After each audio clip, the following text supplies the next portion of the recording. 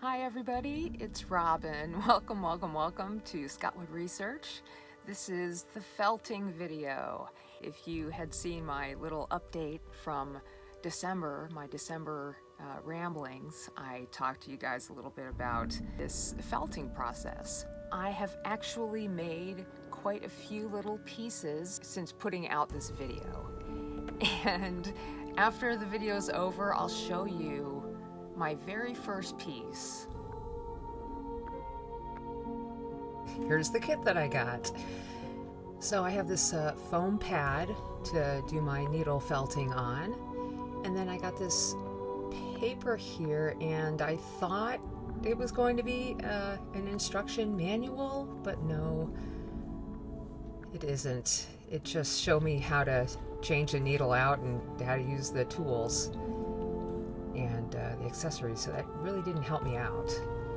But I love all the colors of this wool. And then here is just cutouts of different things I might want to push the wool into.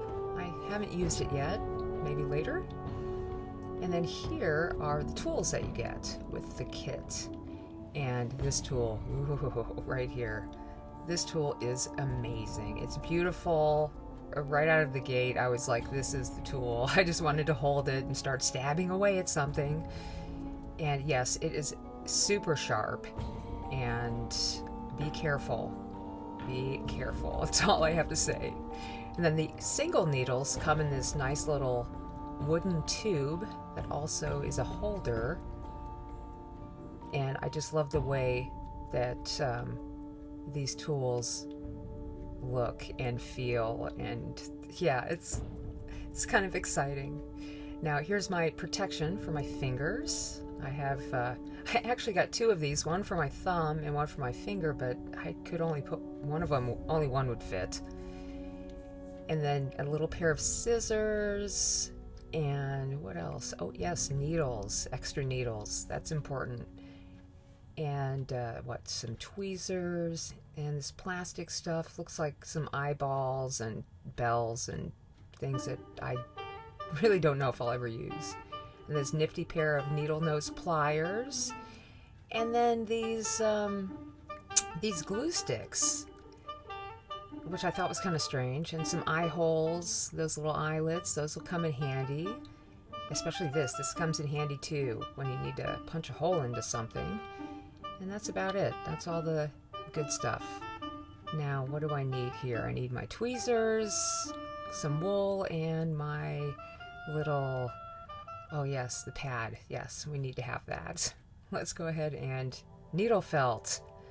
So as I said, this is my second time to try this, and I didn't get a whole bunch of, I got a lot of wool, but they're all so many different colors, and only so much comes in each bag. So I'm trying to use it sparingly, and I just want to pull some off. I'm going to make a bird, and for the body, I noticed that with this kind of wool, it kind of needs to be worked a little bit, kind of fluffed up somewhat, and then you can start to roll it into kind of a tight little bundle, because you want to get all the air out, essentially. And then you just start poking away with your little needle here. And there is a sound to it, but you might hear a little bit of it later on. But for the most part, because this took me hours to make, I had the music going on in the background and the TV playing. So this took me like maybe a couple days to film making this.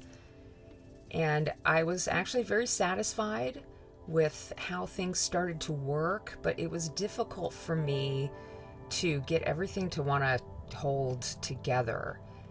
And then I realized that this whole process of needle felting takes a lot longer than you think it's going to. Just from looking online and looking at a few videos, I thought things would happen a lot faster. But it's really something you need to take time with, and it does happen, and it happens fast. But when you're a glass artist and you're used to things happening really fast, this is like slow motion. So, I'm working at it and just keep tightening up and trying to push the air out and, push the wool in on itself. And I finally am getting to the shape of a body. And I'm like, okay, this is cool. And yes, I've stabbed myself a couple times already, but I just had a hard time working with the finger guard on, so I just had to teach myself not to stab my finger. And I finally get to a decent shape at this point, and I realize that I'm just not holding on to the wool tight enough this whole time. So I want to put a head on the body, and I'm fluffing up this blue wool to put on it, trying to get this part tight, but I don't know what I was thinking. I kept loosening up on it, and I should have stayed holding this little bundle a little tighter, and I think things would have gone faster for me, if you know what I mean. Like here, I'm just not holding it tight enough. So it took twice as long, but that's okay, because that's what happens when you don't get a manual. You just have to learn by doing.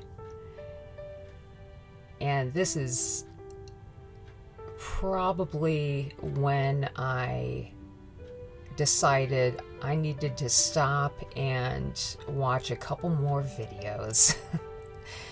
Putting this head on was, it was traumatic for me. It was very difficult. I wasn't sure what was going on, and this is not really the way to do it. But somehow I figured it out enough to keep pushing the wool in on itself so that it made something that resembled the bird head. I started to feel a little better when it got to this point, and I could start to feel the wool felting up on the inside. So due to time, I made a wing already, but I wanted to show you kind of how I achieved it. This is flat felting, and I'm wrapping the wool up, and I want it to be the shape of the wing. I could have held it a little tighter, but I didn't feel like I had enough wool. I thought if I held it real tight, it'd be so tiny it wouldn't match the other one. So I just keep needling it down and working it into this specific shape.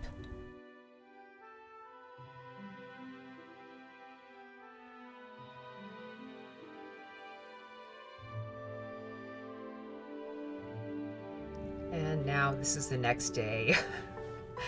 I had to put a band-aid on and just hang out for a second. But you can see I have the tail done and the other wing is finished. Now to put this on, the tail on, I watched a couple more videos and I feel more confident. So I'm just going to splay open the fibers at the end and put them around the other shape, and then just start to blend everything in a little bit, and then just start to get those fibers into, what would be just the tail area. And you can see how that happens here. It's really cool. So the needle, as you start felting, it starts to get stiffer and stiffer, and you can feel that in the needle. It's fascinating, you guys. It's just, if you can get over the finger stabbing, then you'll do okay. Now for the wings, I shaped them up a little bit, and I want to figure out exactly where I want to place it before I actually start to push the wool in there. And it's not a slow process, but you just want to be real careful to only be stabbing in the area, or needling. That's what I should say. I should say needling. That's what they call it, instead of stabbing, because I guess that just isn't the right word to use. It's not proper. So I'm needling away, and I wanted to put the other wing on too, so I was able to put them on the same on both sides. And you can see that wool just starts to work itself into the other wool, and yeah, it does not come out. It's really amazing. Now to do my final detail work here. This was the scary part because I really didn't get a good look at how people did the fine needlework. And then I found one video where this woman kind of pushes in an eye socket with the needle and then just starts to work that felt in there. And then what I found out was if you twist the felt into a fine kind of a string, it's easier to work that way. And then I cut off the excess and just started to push in the rest of the little eye here. Yeah, it really worked out nice. And then look here, you guys, the second eyeball I put on is so off center. I started to panic and was like, oh my gosh, is this gonna come out? What did I do? So yeah, I was a little nervous here, but I was able to pull all of that out without a problem. But if I had gone any further, I would have been in trouble. I would have had to start trimming things. And I just skipped through the other eyeball because I was frustrated and figured I'd just go right to the beak. And the beak, again, it's really small, and I just needed to get that wool as tight as possible and just start working it and turning it, working it, needling it over and over again until I finally achieved a very small, tiny cone. And then I cut the bottom off that and pressed that in. Of course, I'm not seeing where the camera is, so I'm glad I noticed that. Come over here, but I'm holding it on. I think if I had like maybe a needle to hold the beak on with, that would have helped, because I kept having to kind of move it around. But there was a lot of room for error here before things got too tight. And this is so funny because I'm watching this and I am just working this beak in every way, everywhere, all the way around it. I'm all over the table. Man, this was so much fun, you guys. I just had such a good time. Here's my bird. It was awesome. This was just like really cool. I was like, wow, I can't believe I just made this thing. And now to go ahead and finish things up, I figured out how to use this glue stick here without using a glue gun. Get what I need. What do I need here? I need the awl tool. AWL, they call it something else. I can't remember what. And then I want a little needle eye and a jump ring. So I'm gonna open up the jump ring if I can grab it.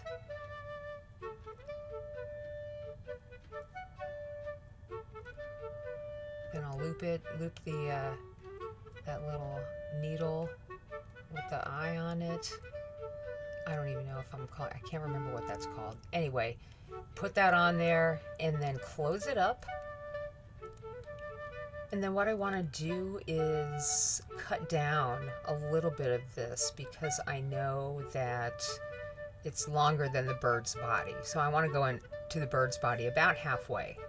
But in order to do that, I need to have a hole. I can't just push this into the felt because the felt at this point is way too stiff.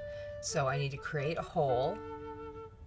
This other sharp, large needle. Okay, so I looked at the instruction and they had a little picture of a lighter. So I was like, okay, let me try this. I've never tried to use the glue this way, but it worked. I just put a little tiny bit of it on the end and had enough time to push it right in where I wanted it to, and it held perfectly. Perfect, yes. That looks great. Man, I was really happy with this. Now all I need to do is add the ribbon. And I use a grosgrain ribbon, or grosgrain, I don't know. I use the ribbon and go ahead and loop it, and now I can put it on the tree. But first I wanted to share with you guys my other pieces.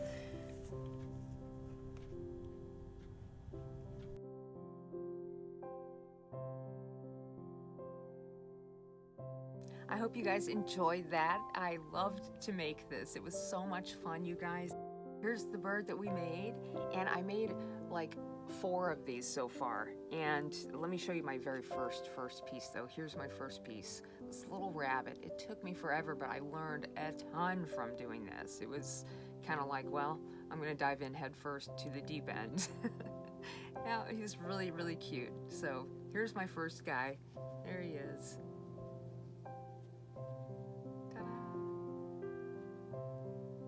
All right, let me show you what else I made real quick. They're all birds. This little yellow and pink one here. And then here's a blue and velvet, or a blue and violet one. I started doing like some line work here that I thought was really nice. I wanted to learn how to do that. Yeah. And then last but not least, this little guy here. And I kind of went overboard on him, but I just love the way he ended up looking. All right, well, that's a little bit of needle felting for you guys. I hope you enjoyed watching me do something completely different. And it was great. I love it. I'm going to keep needle felting, and I'll let you guys know how it goes later on down the line when I have some more stuff to show you. Thanks for watching. And as always, take care of yourselves. And we'll see you next time in Scottwood Research.